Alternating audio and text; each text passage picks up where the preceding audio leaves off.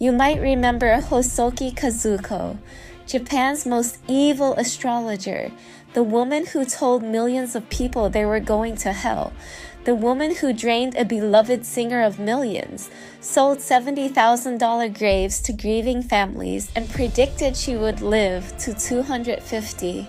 She died at 83. But before all that, before the TV shows, before the lawsuits, before the Netflix special, she had a favorite place to spend her money. A host club in Kabukicho called Club I. She would show up, stay 10 minutes, drop 8 million yen and leave. That's roughly $55,000 in 10 minutes. Gone. I don't know what that says about her, but I know exactly what it says about the club. Today, we're talking about Club I, the most legendary host club in Japanese history, and the man who built it from nothing and died with nothing. Let's go! Before we get into this, I need to explain what a host club actually is, because if you're imagining something seedy, you're imagining it wrong. Well, mostly wrong. A host club is the opposite of a strip club. Women, sometimes wealthy housewives, sometimes executives, sometimes women who just had a terrible week, walk in, sit down, and pay for men to give them their complete, undivided attention. The hosts pour their drinks. They remember their names. They ask about their day. They make them feel like the most fascinating, beautiful, important person in the room. No touching, just attention. And in Japan, that industry is worth billions. The top hosts at the best clubs can earn more in a month than most people make in a year. One night at a high-end club can cost a regular customer hundreds of thousands of yen. And the clients keep coming back because attention, it turns out, is the most addictive thing on earth. Club AI was the Harvard of host clubs, the place that defined what the industry looked like, the club that turned hosting from a sketchy side hustle into a legitimate, well, semi-legitimate career. And it was built by one man. Aida Takeshi was born in 1940 in Niigata Prefecture, rural Japan, 9 siblings, adopted by a wealthy local family at age 3 because they had no children of their own. He hated farming, he hated the countryside, he hated the entire concept of staying in one place and doing the same thing forever.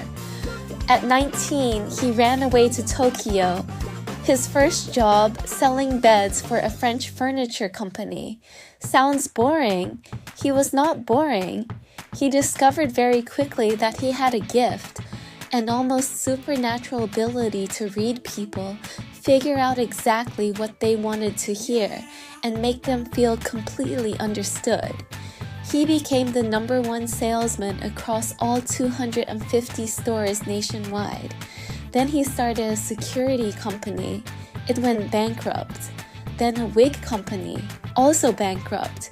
By his late 20s, he had started and failed multiple businesses and had absolutely nothing to show for it, except a very good understanding of how not to run a company.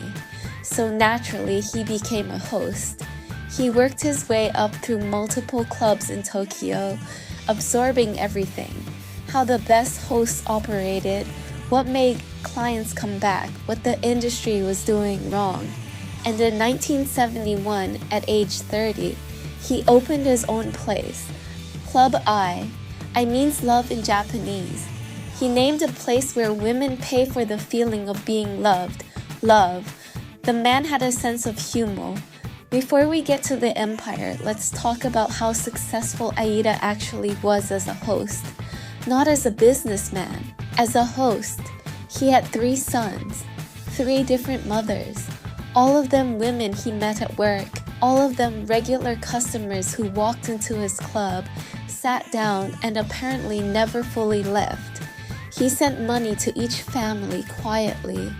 The sons grew up not knowing who their father was. Each of them found out as adults, one at age 30. and each of them eventually came to work for him. He was so good at making women feel seen, heard, and completely understood that multiple women felt understood enough to have his child. That's not a scandal in Kabukicho. That's basically a performance review. And here's where it gets interesting. Somewhere out there, in various corners of Japan, are women who loved this man, women who raised his children alone, women who waited, women who never fully got over him. He left a trail, remember that. It matters later. Club I became a phenomenon. Aida introduced things that sound obvious now, but were revolutionary at the time. Transparent pricing, clients knew exactly what they were paying before they ordered. Fixed daily wages for hosts instead of tips only. He hired hosts not just for looks but for personality, charm, the ability to hold a real conversation. The club became famous for its interior. He reportedly spent over 1 billion yen on the decor alone. They called it the Night Castle of Kabukicho. Lines stretched around the block every weekend. And then he did something nobody else in the industry was doing. He went on television, variety shows, talk shows, news programs, the flamboyant club owner with the beard and glasses, throwing around wads of cash, talking about the philosophy of love and hospitality. He made host clubs look glamorous. He made them look legitimate. He turned a profession that most of Japan looked down on into something young men actually wanted to do. At its peak, Club I and its affiliated clubs had 300 hosts and annual revenues of roughly $18 million a year. From a host club that he started with nothing, running a host club in Kabukicho in the 1970s and 80s was not like running a normal business, because Kabukicho was not a normal neighborhood. Two major organized crime groups, the Sumiyoshi Kai and the Kyokuto Kai, essentially ran the area. If you wanted to operate a nightlife business in their territory, you paid what was called Mikajime Ryo, protection money every month without fail. In exchange, they were your security, your dispute resolution, your insurance against anyone who might cause problems. Everyone paid. It was just how things worked. Aida Takeshi did not pay. He was, according to multiple people who knew him, the only major host club operator in Kabukicho who flatly refused to give organized crime a cut of his business. He banned drugs in his club entirely and fired anyone who used them. In a neighborhood where Yakuza bosses were basically landlords, he told them no. This is where it gets cinematic.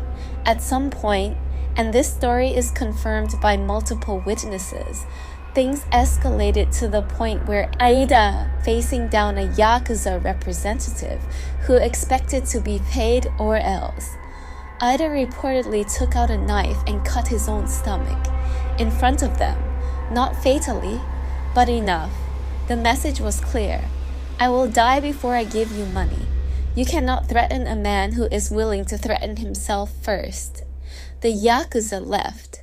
I am not recommending this as a negotiation strategy, but I am noting that it worked.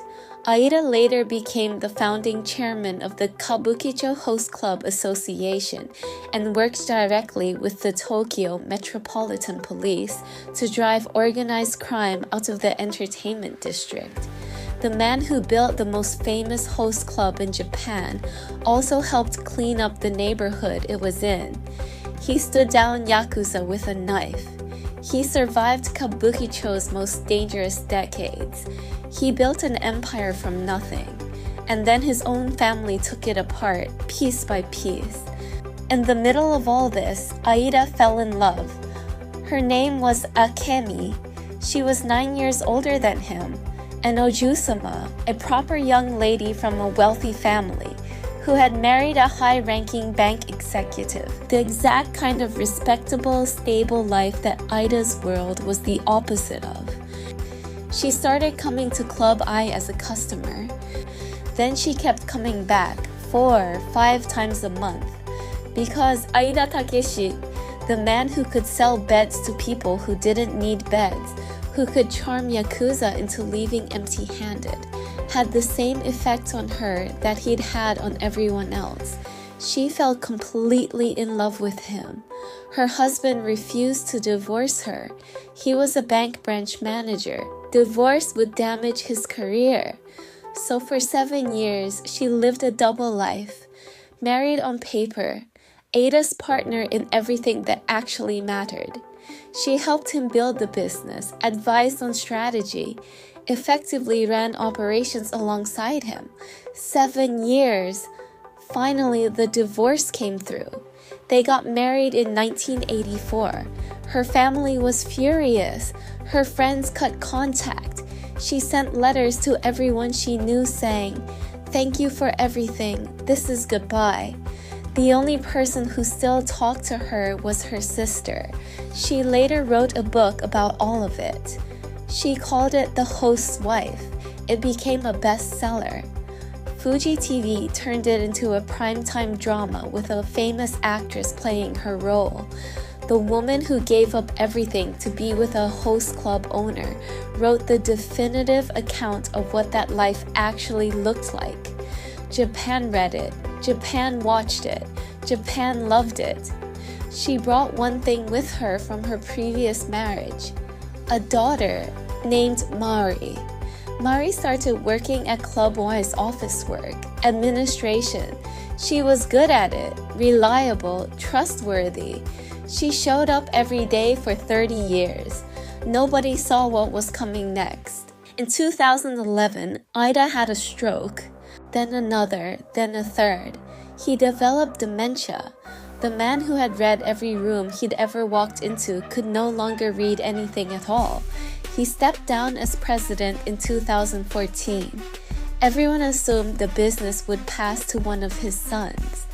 Takashi, the eldest, had worked as his close aide for 15 years.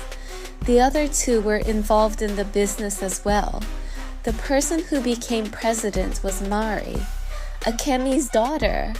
No blood connection to Aida. 30 years in the office. What happened next was swift and thorough. Revenue stopped flowing to Aida. His salary disappeared. Mari reportedly spent lavishly on hosts she favored, employees of the club she now controlled. 6 years of this. The National Tax Authority later identified 130 million yen in undeclared income during that period. The flagship club was sold to a larger host club chain. The Club I name stayed on the door, but people who had worked there for decades said, "This is a different place now." The apartment Ida and Akemi shared, their only remaining asset, was sold. Mari reportedly had Ida brought from his care facility in a wheelchair and signed documents he almost certainly did not understand. And then, the detail I cannot get past, Mari scheduled his dogs for euthanasia. The dogs Ada had loved and kept for years, the animals that had been with him through everything. She scheduled them to be put down. The hosts who had worked under Ida, the people whose entire careers he had built, refused. They found the dogs new homes, drove them to relatives in the countryside, made sure they were safe. The Yakuza couldn't take his dogs. Mari tried. The host saved them. Ida's real son, Takashi, posted on social media the day his father died. "To whoever surrounded my father while he had dementia and took everything, I hope it was worth it." Now, I want to sit with something for a moment. Ida Takeshi spent his life making women feel things they couldn't forget. He had 3 sons by 3 different women. Women who loved him, who raised his children alone, who he left behind as he built his empire. Somewhere across Japan, there are people carrying his name or not carrying his name, because of choices he made and moved on from. He was good at being loved. He was not always good at what came after. And at the end of his life, the man who charmed everyone, who read every room, who saw through every person who ever sat across from him, did not see the person sitting closest to him. He trusted Mari because Akemi trusted Mari. He trusted 30 years of showing up. He trusted proximity. The man who built a career on understanding human nature was undone by assuming that the woman who had been there the longest must be the one who loved him most. It wasn't Yakuza that brought him down. It wasn't debt or scandal or the nightlife catching up to him. It was someone he'd looked at every day for 30 years and never really looked at. Ida Takeshi died on October 25, 2018. He was 78 years old. His wife, Akemi, was not told. 2 days after his funeral, she passed away in her sleep, without knowing he was already gone. Of his 3 sons, only Takashi survived. The reasons the other 2 died were never made public. Club Y is still open in Kabukicho. Different owners, different culture. The name is still on the door. The legend is still attached to it. Young men still dream of working there. Tourists still come to see it. The man who built it from a one-room club in 1971, who ran off Yakuza with nothing but a knife and his own nerve, died in a public care facility in the suburbs. Pension income, $9 a day. But here's what the people who visited him at the end said. He was happy to have visitors. He didn't always remember who they were, but when someone mentioned Kabukicho, he'd sit up straight and say, "I want to go back there someday." And if they brought warm Sapporo beer, he'd drink it. Because cold beer, he always said, is for people who don't know any better. Club I is still there. He is not. Okay, like and subscribe. The man survived Yakuza, bankruptcy, and Kabukicho at its most dangerous. He did not survive trust.